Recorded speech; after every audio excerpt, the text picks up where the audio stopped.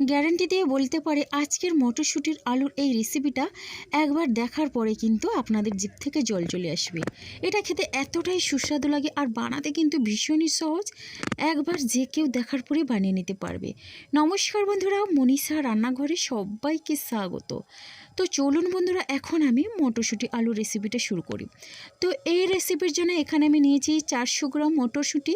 আর মটরশুঁটিটাকে কিন্তু আমি ছাড়িয়ে নিয়েছি, বেশ ভালোভাবে ধুয়ে পরিষ্কার করে নিয়েছি। আর এই রেসিপির জন্য আমার লাগছে এখানে একটা বড় সাইজের আলু। আলুটাকে কিন্তু আগের থেকে আমি খোসা তুলে ধুয়ে নিয়েছিলাম। এবার দেখুন বন্ধুরা, আলুটা কেটে নেব। আলুটা একটু ডুমো ডুমো করে কেটে নেব। আর আলুর সাইজটা কিন্তু বেশি বড় করব না। ঘুগনির জন্য আমরা যেভাবে আলু কাটি, তো তার থেকে একটু বড় করে আলুটা কেটে নেব। তো বন্ধুরা, এখানে কিন্তু আমার মটরশুঁটির পরিমাণ অনুযায়ী নিয়েছি একটা বড় সাইজের আলু। আপনারা যেমনভাবে মটরশুঁটি নেবেন, যেমন পরিমাণে, সেই বুঝে আলুটাও নিয়ে নেবেন। দেখুন, আলুটা কিন্তু খুব সুন্দরভাবেই আমি এখানে কেটে নিয়েছি। এবার আলুটাকে কিন্তু বেশ ভালোভাবে পরিষ্কার করে ধুয়ে নেব।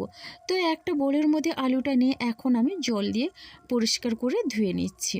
তো দেখুন বন্ধুরা, আলু ধোয়া হয়ে গেছে। আর এদিকে দেখুন, রান্নার জন্য আমি গ্যাসে একটা কড়াই বসিয়ে দিয়েছি।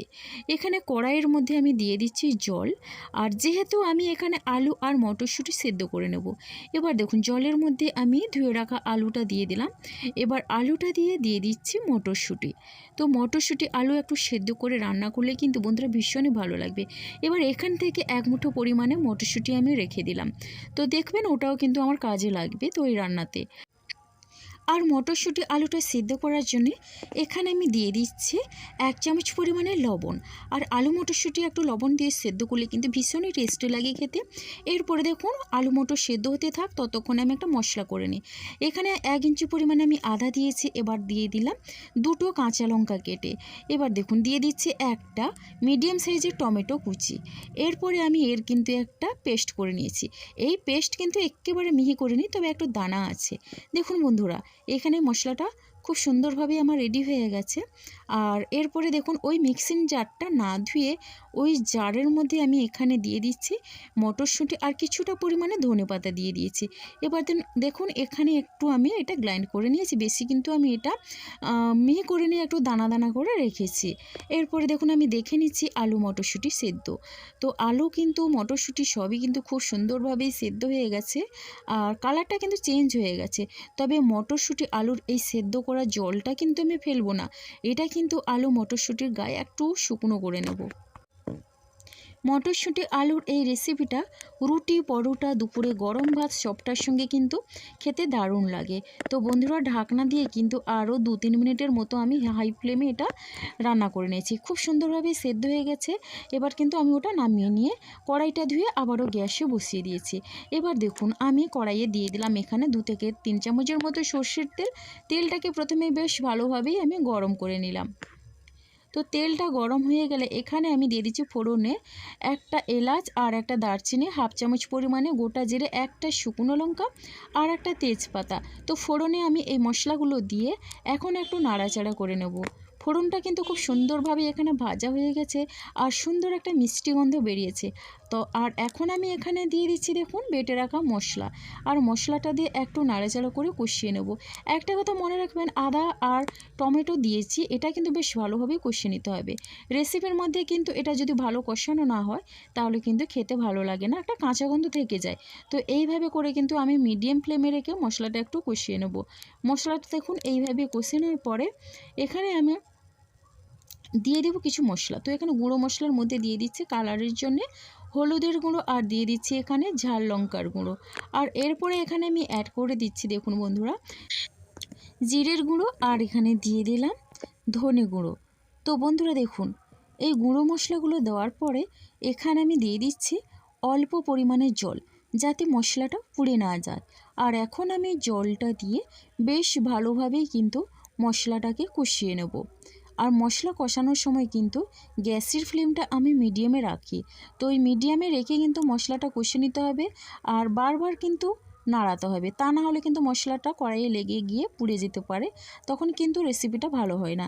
তো এইভাবে করে কিন্তু আমি এখানে মশলাটা কষিয়ে নেব। দেখুন মশলা থেকে কিন্তু তেল ছাড়তে শুরু করেছে আর মশলার কালারটাও কিন্তু চেঞ্জ হয়ে গেছে। এইভাবে করেই মশলাটা একটু কষিয়ে নেওয়ার পরে আমি যে কড়াইশুঁটি আর ধনেপাতার মিশ্রণটা রেখেছিলাম তো এটা দিয়ে দিলাম। এটা কিন্তু আমি একেবারে মিহি করে গ্রাইন্ড করে নিয়ে একটু দানা দানা রেখেছি। তো এরপরে এই কড়াইশুঁটি দিয়ে একটু নাড়াচাড়া করে কষিয়ে নেব, কড়াইশুঁটির কাঁচা গন্ধটা চলে যাবে।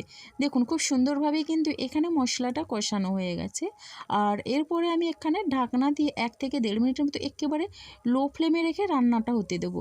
দেখুন ততক্ষণে কিন্তু কড়াইশুঁটির মধ্যে মশলাটা বেশ ভালোভাবেই সেট হয়ে যাবে আর মশলাটাও সুন্দরভাবেই কষানো হয়ে যাবে। এরপরে ঢাকনাটা খুলে একটু নাড়াচাড়া করে নিয়ে এরপরে এখানে আমি দিয়ে দিব জল। তো মিক্সিং জারটা ধুয়ে অল্প পরিমাণে আমি জলটা দিয়ে দিলাম। জলটা দিয়ে আরও একটু আমি কষিয়ে নেব, যাতে মশলাটা পুড়ে না যায়, তার জন্য একটু জল দিয়ে কষিয়ে নেব। একটা কথা বলে রাখি, মশলা যত ভালোভাবে কষানো হবে তাহলে কিন্তু রেসিপিটা স্বাদ ভীষণই ভালো হয়। তো এরপরে দেখুন মশলাটা কষিয়ে নেওয়ার পরে সেদ্ধ করে রাখা মটরশুঁটি আর আলুটা দিয়ে দিলাম। আলু মটরশুঁটি দিয়ে বেশ ভালোভাবে নাড়াচাড়া করে মশলার সঙ্গে কষিয়ে নেব। আলু না ভেজে আলু মটর সেদ্ধ করে এত সুন্দর যে রেসিপি হয় বন্ধুরা, আপনারা কিন্তু না খেলে বুঝতে পারবেন না। তো তার জন্য কিন্তু একবার হলেও আপনারা এটা ট্রাই করবেন। দেখুন আলু মটরশুঁটি কষিয়ে নেওয়ার পরে এখানে আমি পরিমাণ মতো জল দিয়ে দিলাম। এবার জলটা দিয়ে বেশ ভালোভাবেই কিন্তু আমি মিশিয়ে নিচ্ছি। তো এটা কিন্তু এতটাই ভালো লাগে যে এটা শুধুমাত্র রুটি পরোটা ভাতের সঙ্গে নয়, এটা কিন্তু সকালের জলখাবারে মুড়ির সঙ্গেও ভালো লাগে। তো এখন দেখুন বন্ধুরা, এখানে আমি ঝোলটা একটু ফুটে উঠলে এরপরে স্বাদ অনুসারে দিয়ে দিচ্ছি লবণ। আর লবণটা দিয়ে এখন বেশ ভালোভাবেই কিন্তু আমি মিশিয়ে নিচ্ছি। তো এরপরে দেখুন লবণটা দিয়ে মিশিয়ে নেওয়ার পরে এখানে আমি ঢাকনা দিয়ে প্রথমে হাই ফ্লেমে একেবারে 3 থেকে 4 মিনিটের মতো রান্না হতে দেবো।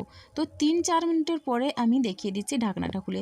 দেখেই বুঝতে পারছেন কতটা সুন্দর একটা কালার এসছে। তো এখন আমি আর একটু নাড়াচাড়া করে নিচ্ছি।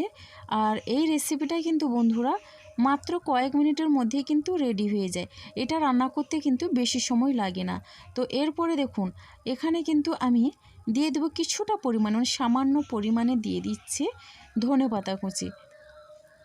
আর এই ধনেপাতা কুচি দিয়ে আমি এরপরে দেখবেন মিনিমাম 5 মিনিটের মতো মিডিয়াম ফ্লেমে রেখে রান্না করে নেব। তো 5 মিনিট পরে আমি ঢাকনাটা খুলে বেশ ভালোভাবেই নাড়াচাড়া করে নিচ্ছি।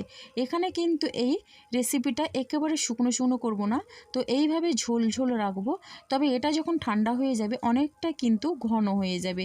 গ্যাসের ফ্লেমটা একেবারে বন্ধ করে দিয়ে এখানে ভাজা গরম মশলা গুঁড়ো দিলাম, যেটা কিন্তু আমার বাড়িতে বানানো। আর গরম মশলা গুঁড়ো দিয়ে এখন আমি একটু মিশিয়ে নিচ্ছি।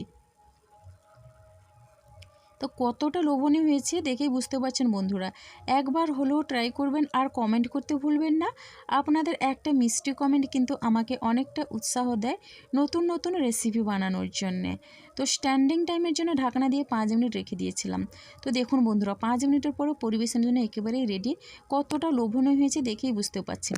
যদি ভালো লেগে থাকে এই রেসিপিটা তাহলে অবশ্যই লাইক, কমেন্ট, শেয়ার এবং সাবস্ক্রাইব করে আমার পাশে থাকবেন। তো আজকের রেসিপিটা আমার এই পর্যন্ত। আর আগামীকাল আসবো আবারও একটা নতুন রেসিপি নিয়ে। আপনারা সবাই সুস্থ থাকুন, ভালো থাকুন। অসংখ্য ধন্যবাদ আর অনেক অনেক ভালোবাসা রইল আমার সোনা বন্ধুদের জন্যে।